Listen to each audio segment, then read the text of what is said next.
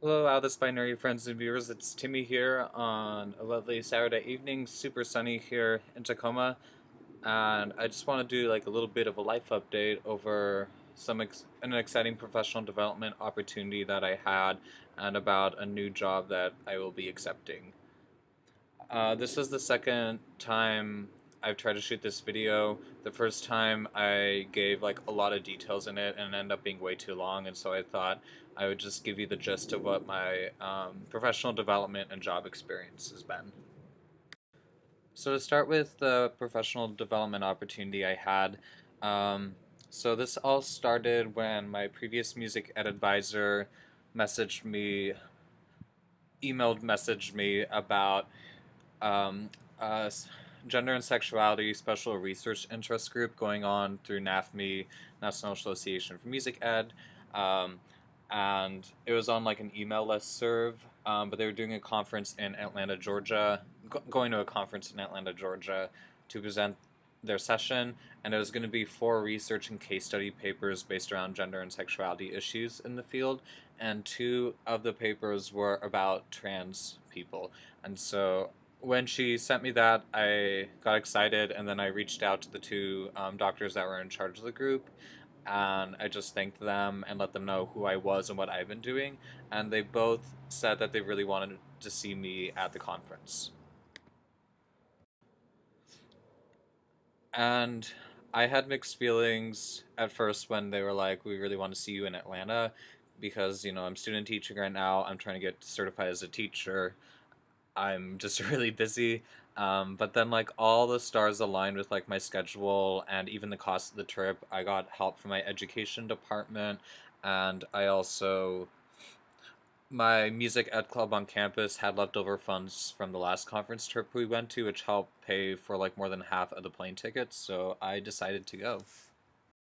And this was a music research and teacher education conference, and it was really wonderful. I had a really great time. I learned a lot about what these kind of conferences entail.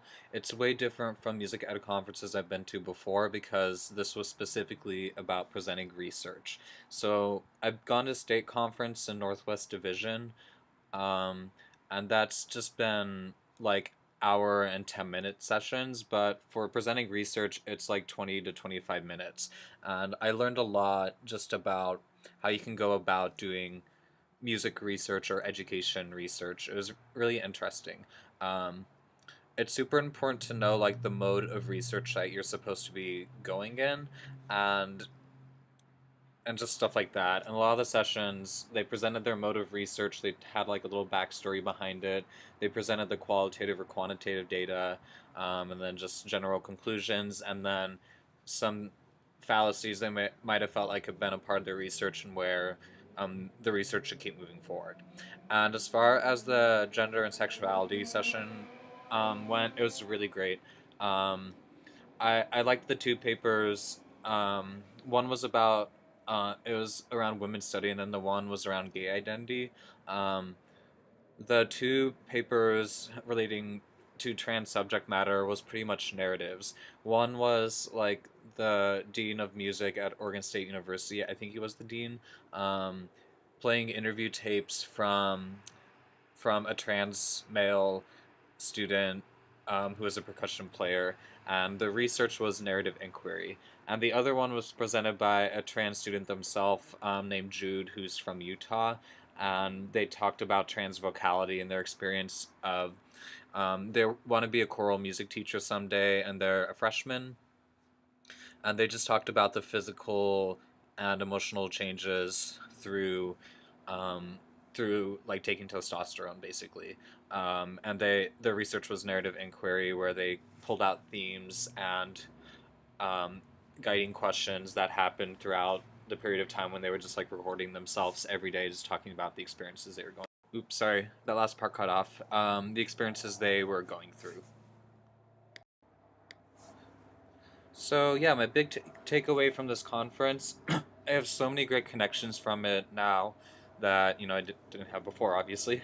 um, but long term, there is a lot I feel like I can offer this group, and at some point in my life, I feel like it would be really great to try to submit my own research proposal for this group and hopefully have that go to like a national music research conference. Um, and as you already, I don't know if I mentioned in videos before, but I have submitted to Northwest Division for my trans inclusion project, which technically isn't being presented as, sorry, dog, which technically wasn't being presented as research necessarily because it's an hour and 10-minute session for Northwest Division. But I feel like I have a lot to offer the group. And one big takeaway I got from the guy who was in charge of the group, Dr. Freer, he said the likelihood of another trans inclusion related research being accepted would be if it was in different research mode aside from narrative inquiry. And that was really a really helpful takeaway for me to get. And I feel like I have a lot to offer the group because I've been really ambitious with my project, and I feel like there are about 3 different modes of research that I could go down. I'm still doing my statewide research project dealing with upperclassmen music majors and their development with their instruments. Um, and I mean, my own narrative has also been invested, and even though I feel like it's down the ballpark of narrative inquiry, like my narrative inquiry has been different. And so I know that both of them presented narrative inquiry, but I think Jude also talked about how their research was something else as well. So I'm wondering, because I pull upon like musicological texts and I use that as research as well within my own narrative. So I'm wondering if I could in the future end up just doing my narrative. So that's the second option I have.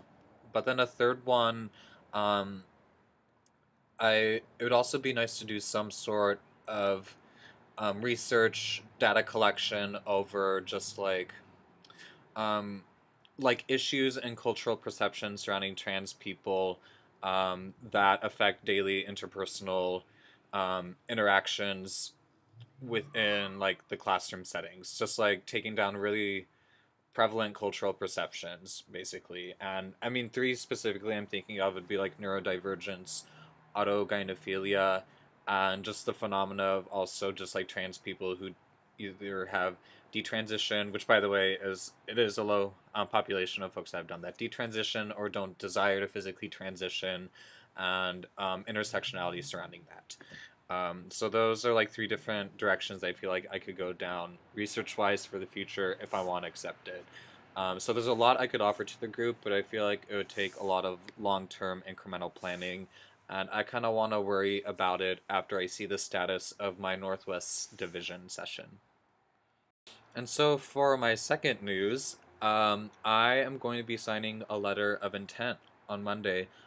I can't believe how soon it is because this upcoming week, I'm completing all the material to turn in for teacher certification. So I'm already getting a letter of intent, and it just like means a lot to me. And it's going to be for Puyallup School District. It's about 30 minutes from Tacoma, and I am so stoked for it.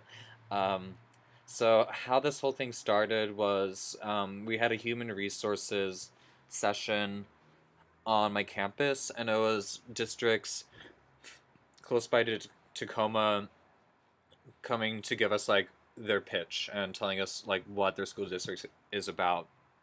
And then Puyallup intrigued me the most, and they also mentioned they have music positions open as well, and they intrigued me the most. And I just asked follow-up questions surrounding like their philosophy as a district, and long story short, their answers were amazing, and there was so much in the way of diversity and equity that has been happening within their administration, surrounding both LGBTQ issues but also race. And because this was the week before I was planning on going to the conference, so I just happened to have my portfolio and resume on me, and so I talked with them afterwards, and it's like, oh, like here I am. Here I am. Here is what I'm desiring to teach. High school band is my top preference, but second on my list would be like general elementary. Um, so yeah, and it's like here are some of my assets as a teacher. Here's some of my experience. Here's what I'm student teaching right now. I am transgender. Here's some advocacy work I've done within the music education community. And very receptive to it, very supportive of just everything I was saying. And then they told me, like, we'll see you at the Washington Educator Fair. Let's try to get an interview there. And then the interview happened, and it went wonderfully. It's been the third interview I've done so far for teacher related stuff. Um, and the two previous ones, like, they went okay, but it was kind of low stakes because there wasn't really a position open. Um, but yeah, it went wonderfully, and I guess something um, that really put me at ease and just like really made me feel like they would see me as an asset to their community is that I walked up to like the Puyallup booth at the Washington Educator Fair, and they were like, "Oh my gosh, I think I saw your video," and I was like, "Oh really?" Like, and I was thinking like, "Oh, was that like the NAfME presentation that I posted on here, or was it a Gender Queer Sound World that I posted on OutOfThisBinary?" It meant a lot to me that they actually took the time to even watch a little bit of my NAfME material. And so already right then and there, I felt such a strong connection to this community. And yeah, and then the interview happened, and it was just that feeling of like, I felt like I was answering the questions really well, but I felt that genuine connection of like they really wanted me to be there. And right then and there, they offered me the letter of intent at the end, and I was like, I need a few days to think about this, but I will try to get back to you. And then on Friday, I told them I'd like to sign it, and so I'm gonna try to meet with them on Monday. So I am super stoked. If I am to be honest, the only thing that was holding me back from it is that the only positions that were open were three elementary music general positions.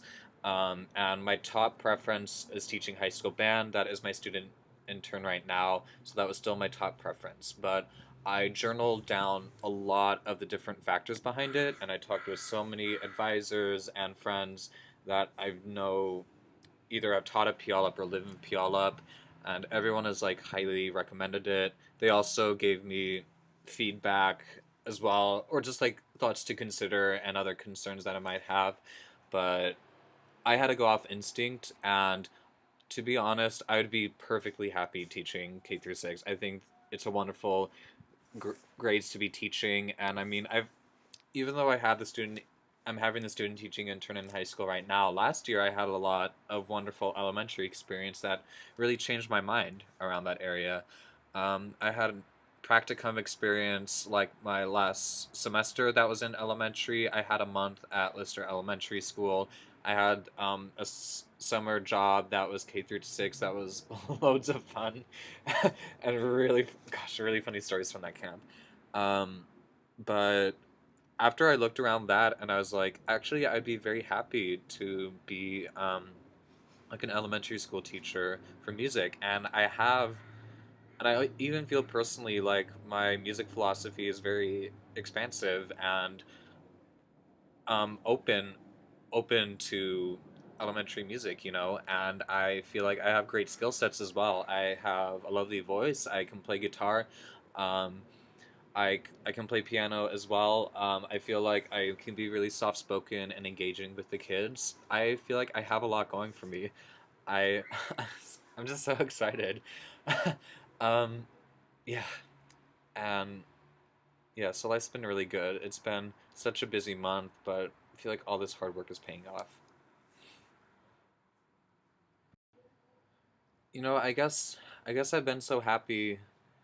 I just feel so lucky in so many ways. I feel like I've come from like such incredible place of privilege, and I always want to make sure that just being an advocate for this community, just I always want to be aware of that, like just how so lucky I am, and work for like advocating for others.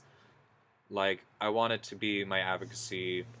I'm holding myself accountable for the privileges that I've been given in life, and that I never have a blind spot to just like how lucky I am. I always just want to be holding myself accountable, and I'm just so happy that I've been so lucky to live in this place where I can just, you know, be myself and like be open with my gender identity. Um, with the first job of teaching that I'm going to go into, and they see it as an asset, but not the only thing about me. You know, the interview, 95% of it was just talking music teacher stuff, and then 5% of it was just like, yeah, as a professional goal, I would like to see more of this representation, and I do a lot of research surrounding it. It just means a lot to me that they see it as an asset, but they also see so many. They see my complexity as a person and see so much more than just that. And I feel lucky, and I feel like through me being unable to be myself, others can find that they can be themselves as well. Um, a lot of great stuff. Yep, and that's my life update. I think that video is fortunately shorter than the original take that I had. So it's great. Yeah. I hope wherever you are, you're safe, happy, and healthy. This is Toomey for Out of This Binary. See you later. Oh, but one last thing before we go. Happy Transgender Day of Visibility. In celebration, I would like to show you some photos that of artwork that I saw in Oasis Youth Center the last time I was there. And then I'd also like to show you some of the scenic pictures I took of Atlanta, Georgia when I was there. I didn't take any pictures with me and myself in it or any of my other friends that I made. I just kind of took scenic ones. I didn't get to see too much of the city, but I took what pictures I was able to when I was there. So enjoy, and hope you're having a lovely day.